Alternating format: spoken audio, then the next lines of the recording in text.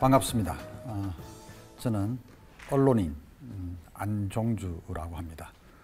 주로 이제 우리 사회의 살충제 달걀이나 생리대, 성면, 그다음에 가습기 살균제 등 각종 위험에 대해서 국민들과 소통하고 언론에 글을 쓰는 그런 언론인이고요.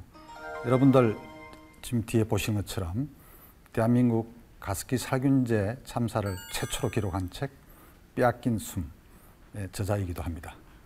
오늘 제가 여러분들하고 함께 말씀드릴 주제는 가습기 살균제 프랑켄슈타인의 탄생, 이런 주제로 해서 왜 우리 사회에서 가습기 살균제가 이렇게 등장하게 됐는지, 또 왜 그것이 생활 필수품처럼 쓰였는지, 그리고 그것이 준 우리가 앞으로 교훈은 어떤 것인지를 좀 여러분과 함께 이야기하겠습니다. 여러분 프랑켄슈타인 많이 들어보셨죠? 네. 프랑켄슈타인 여러분들 화면에 이렇게 보시듯이 맨 왼쪽에 위에 있는 메리 셀리라는 영국의 여류 작가가 프랑켄슈타인 현대의 프로메테우스라는 그런 책을 200년 전에 1818년에 썼습니다. 제가 오늘 가습기 살균제를 여러분들과 어떻게 소통할까 생각하다가 프랑켄슈타인을 생각했고 오늘 프랑켄슈타인부터 이야기를 풀어나가겠습니다. 메리 셀리는 그 당시에 생체 전기, 전기 뱀장을 하든지 개구리 뒷다리에서 전기가 있다는 걸 알고서 그 소설에 착안을 해서 이 스위스 제네바의 빅토르 프랑켄슈타인이라는 과학자를 소설에서 만들어냈습니다. 그래서 거기서 시체에서 뼈를 끄집어내서 아주 긴 8피트짜리 2m 40대는 거구의 인조인간을 만들어냅니다. 과학자는 어떤 좋은 의도로 이제 만들었지만은 나중에 자기와 같이 살아갈 수 있는 인간들, 당신들 말고 나도 여자를 좀 만들어달라 이렇게 했습니다. 프랑켄슈타인 박사는 그거 곤란하다 이렇게 됐죠. 그러다 보니까 프랑켄슈타인 그 동생을 죽이고 심지어는 신부까지 죽이게 됩니다. 분노를 해서 자기 청을 들어주지 않으니까. 그리고서 이제 이 프랑켄슈타인 그 괴물은 달아나죠. 그 괴물을 당연히 신부도 죽고 동생 죽은 프랑켄슈타인은 그 괴물을 쫓아서 북극까지 갑니다. 북극까지 가서 그러나 북극의 탐험선에서 결국 프랑켄슈타인 박사는 비참하게 죽고 말고요. 나중에 이제 그 괴물이 자기를 만들어낸 창조주 프랑켄슈타인이 죽었다는 이야기를 듣고서 자신도 스스로 자기 자신을 몸을 불태우겠다 이런 말을 남기고 죽습니다. 그러니까 어떻게 그 뒤에 이제 프랑켄슈타인은 원래는 과학자였지만 지금은 여러분 지금 영화에서도 여기 영화 제목에도 보시겠지만은 아예 그 인조 괴물 자체가 프랑켄슈타인처럼 여기는 그렇게 되었습니다. 이 프랑켄슈타인은 그 뒤에 이 1910년에 여러분이 잘 아시는 발명한 토마스 에디슨이 최초로 프랑켄슈타인이라는 영화를 만들었고요. 그 뒤에 1931년에 할리우드에서 프랑켄슈타인 영화가 대히트를 합니다. 그러니까 무엇이 하나 히트를 하면 그 뒤에 많은 영화들도 약간씩 달리해서 만들어내죠. 그래서 보면 재미있는 게 프랑켄슈타인의 신부, 프랑켄슈타인의 세계정복, 그리고 가장 최근에는 2014년대 프랑켄슈타인 불멸의 영웅. 프랑켄슈타인이 바로 가습기 살균제 회사 혹은 가습기 살균제가 프랑켄슈타인이었다 이렇게 이야기를 한 것입니다. 그 이유를 이제 설명을 드릴까 합니다. 프랑켄슈타인의 비극은 보면 그 프랑켄슈타인을 괴물을 만들어낸 그 프랑켄슈타인이 결국 자기 괴물에서 죽게 되는 셈이죠. 많은 또 가족들도 함께요. 마찬가지로 저는 우리가 가습기 살균제를 우리가 만들어냈지만은 그 가습기 살균제에서 죽임을 당한 거죠. 한 명도 아니고 두 명도 아니고 수많은 사람들이. 결국 그 우리 가습기 살균제 개발자는 세균만 죽이고 인간에게는 해가 없는 그런 것을 만들 수 있다 이렇게 해서 만들었지만은 결국은 그 개발자의 뜻과는 정반대로 이렇게 살인 제품이 되었습니다. 프랑켄슈타인 자체도 태어나지 말았어야 할 그런 괴물 인간 이렇게 취급하는데 우리가 가습기 살균제도 똑같이 태어나지 말았어야 할 그런 제품이다. 마찬가지로 하나 히트를 하니까 많은 유사 제품들도 나오고 또 이 가습기 살균 성분도 좀 달리한다든지 그다음에 여러 회사들이 다양하게 나왔죠. 그다음에 우리 프랑켄슈타인 이 영화도 다양하게 나왔고 뿐만 아니라 저 밑에 보시듯이 뮤지컬도 있고요. 다양한 그런 식의 우리가 예술 작품이나 문학 작품들이 계속 잇따라 나오게 된 것입니다. 그래서 가습기 살균제 이 참사에 프랑켄슈타인이 떠올랐던 것입니다. 우리가 이 제품이 어떻게 해서 나오게 되는지 한번 살펴보겠습니다. 여러분들 화면에 보시는 맨 왼쪽에 있는 것이 최초의 제품 94년도 주식회사 유공이 만들어냈던 제품이고요. 그 다음에 그 오른쪽에 있는 그 분들이 가습기 살균제를 만들어낸 최초의 개발자와 그것의 안전성 테스트를 했다고 하시는 분들입니다. 석유는요, 석유에도 미생물들이나 곰팡이가 자랍니다. 그래서 그러면 품질이 떨어지죠. 그래서 그 사람들이 1994년 바로 직전에 90년 초에 사업을 좀 다각하자. 석유는 갑자기 뭐 시장에 들쭉날쭉하고 뭐 오일 쇼크도 있고 있으니까 그래서 이제 이 곰팡이 연구를 해서 곰팡이 제로 이거를 만들어냈습니다. 유공에서 그게 제법 인기가 있으니까 이제는 곰팡이 말고 세균도 제로로 만들자 이렇게 해서만 나온 것이 가습기 살균제다. 그래서 어떤 물질이 좋을까 연구하다 보니까 CMIT, MIT 성분, 지금 애경 가습기 메이트가 이제 그런 성분인데 그런 제품을 만들어냈고 노선건 씨인데요.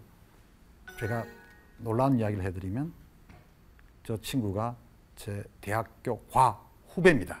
작년에 제가 국정조사를 제가 민간 전문조사위원이었는데 함께 하면서 알아냈어요. 그리고 그 친구는 그런 제품을 만들 수 있다 해서 이렇게 만들어냈고 그 다음에 안전성 테스트를 했다 그랬어요. 그리고 누구한테 맡겼느냐? 맨 오른쪽에 이영순 서울대 수의대 교수인데요. 나중에 식약청장을 하시는 분입니다. 그런데 실제로는 청문회 때 이야기를 해보니까 어설프게 그냥 철제망을 이렇게 만들어서 그냥 실험같이 하는 간이 실험을 하고 사실상 안전 테스트는 하지 않았다고 자기가 고백을 했습니다. 따라서 94년에 나온 것은 안전이 확보되지 않은 어떻게 보면 사기극 제품이 나왔고 그 제품을 많은 회사들이 뒤따라해서 그리고 우리의 오늘날의 비극이 시작되었습니다. 시작이 없으면 끝이 없죠.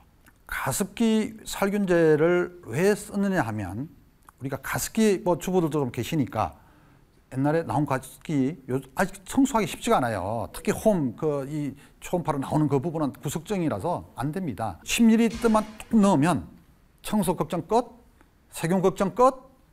처음부터 좋죠. 넣어도 살 수밖에 없죠. 저도 살 수밖에 없고 집에 하나 있습니다. 저도 쓰고 남은 게. 그리고 의사들도 가습기 사용을 많이 권했습니다. 물론 가습기 살균제를 많이 사용하라 이렇게 한 분은 제가 거의 보지를 못했습니다. 어쨌거나 그러나 가습기 많이 사용하니까 그냥 살균제는 저절로 싸니까 어떻게 보면 의사분들도 직접적인 책임은 아니지만 간접적인 책임은 좀 있을 수 있다 이렇게 볼 수 있겠습니다. 심지어 우리가 이게 인기를 끄니까 대형마트에서는 1+1 제품도 등장했죠. 미끼 상품.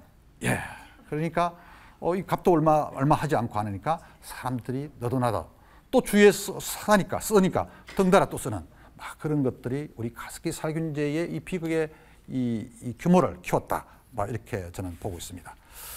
우리가 가습기 살균제 참사와 관련해서 가장 큰 책임이 있는 옥시 이 회사는 영국계 다국적 기업입니다.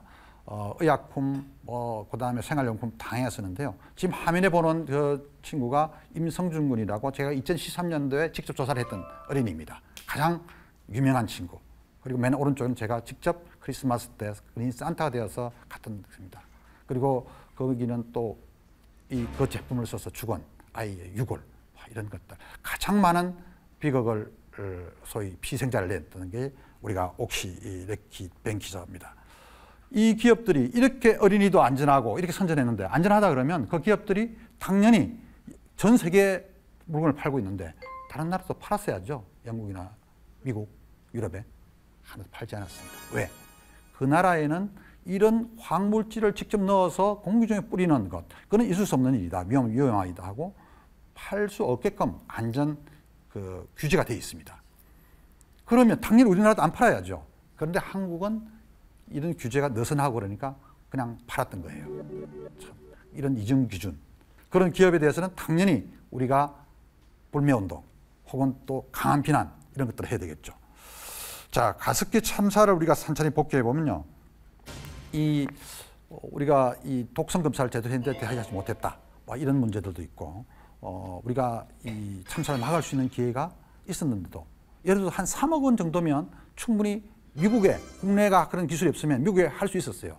그러나 그 3억 원이 아까워서 큰 회사들도, 대기업들도 그래서 이런 비극이 있었던 것입니다. 자그마한 눈앞의 이익, 눈의 눈물은 그런 이익이 수많은 우리의 이웃들을 죽이게 된 것입니다. 우리나라에서 가습기 살균제가 왜 생활 필수품처럼 그렇게 쓰였는지 몇 가지를 저는 생각을 해봤습니다. 제가 가습기 살균제 참사에 한 100서, 정부의 100서가 있는데 그 100서를 총괄 편집인을 했는데 하면서 제가 썼던 내용입니다. 첫째, 겨울엔 우리가 건조하죠. 우리가 온도 난방이니까. 두 번째, 이제 우리가 아파트 문화. 제가 조사를 2013년도에 전국 한 100개 가정을 많이 전국을 다녀봤는데 대체적으로 아파트에서 일이 벌어졌습니다. 지금 아파트에 사는 사람이 절반이 훨씬 넘죠. 이런 문화가 가습기 살균제 참사의 규모를 키웠고, 그 다음에 이제 이 세균 나빠 죽여야 돼 이런 세균 공포 이런 것들이 많습니다. 제가 학부를 어디를 나왔냐면 미생물학과 전공입니다. 세균요 나쁘죠. 좋은 것도 많죠. 발효들 김치라든지 여러분들 요거트라든지 된장 이처럼 미생물은 꼭 나쁜 것만은 아닙니다. 그럼에도 불구하고 미생물은 다 죽여야 돼. 우리 몸에 미생물들이 전 3%는 다 미생물로 되어 있습니다. 3kg 정도는 미생물입니다.